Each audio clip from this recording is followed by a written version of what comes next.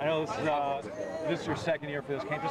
You can see it when you're out there, but how much fun do you have when you're out there with the kids? It's fun to me because I'm giving them all I got. You know what I'm saying? And I'm so happy that the coaches allow me to just work with the quarterback specifically because they get a chance to see how I roll. And some of them might be like, Coach Winston, he always yelling, because that's how I was coached. You know what I'm saying? I want to push them to the limit to show them that, like, people are going to be on you. And no matter who on you, you still got to perform.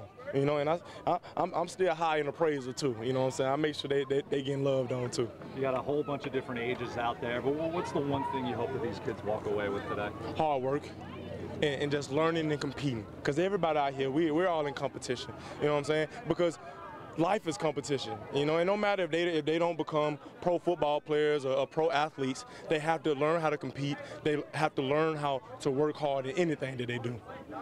You've been here now in town for 2 days, just making the rounds. Why did you feel it was important to spend so much time back home before the camp? Because you gotta help your community. If I didn't come back to this community, then the people that helped raise me to get where I was at, now they wouldn't feel like they did something. So I want to show these kids that you can come from this area and be successful. That's why I have Wes Saxon out here. I have Clint McDonald from Tampa Bay Buccaneers. I have Devin Funches for the Carolina Panthers. Wes played for the Bills now. I have a bunch of NFL coaches out here from this city to show them. Trent Richardson's supposed to be out here. I don't know if he got out here yet, but I have a bunch of coaches coming out here to show them that you can make it through anything. We'll switch it over to football here real quick. You guys added O.J. Howard in the first round. See the smile on your face. What do you expect from him? I was smiling because O.J. and we got them doing jumping jacks over there. We get them crunk over there. They make sure they get some exercise. But we happy to have O.J. What he's gonna do to that team, it's gonna be amazing. You guys gonna see it. Just sit back and watch. What's impressed you the most about him so far? This is the fastest, most athletic, 6'6", 255 guy I ever seen in my life. And it's unreal. He looks like he's 230, but he's about 260, 255. It's amazing. Alabama, man, they always get them. They always get those good-looking guys.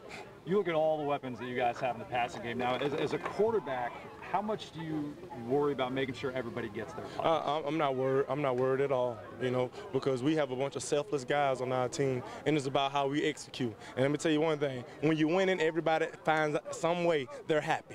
Even if they get 2 catches or 1 catch. When you're winning, everybody's happy. So that's what we just got to do. At this point, you've got a couple years under your belt. How comfortable do you feel with the NFL game? I'm never getting comfortable. I'm constantly learning. Now, I'm comfortable with my playbook, but in terms of this game, I would never be comfortable as an NFL player. And that's one of my messages to these kids. You gotta be able to excel when you're uncomfortable. But I'm never comfortable, so I'm always uncomfortable. That's why I'm always trying to get better, and that's why I want them to feel. You should never, as a kid, you should never want to relax. You should give it all you got and then go to sleep, get back up and give it all you got. You know what I'm saying? I got up at 5:15 this morning, went and got my workout in, came here to coach these kids. They don't know that.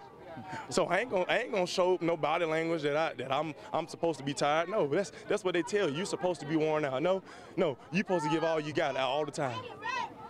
3 years ago, your division had the unfortunate nickname of the NFC South of 500. You're now coming off the 2nd straight year where a team was in the Super Bowl. Are you in the toughest division in football?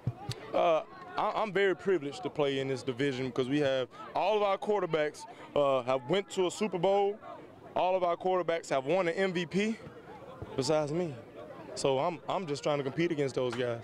I know if I can outplay those guys, we're gonna be in good shape. So I'm blessed. I'm blessed to be in that division. The thing about the NFL is so challenging because anybody can win.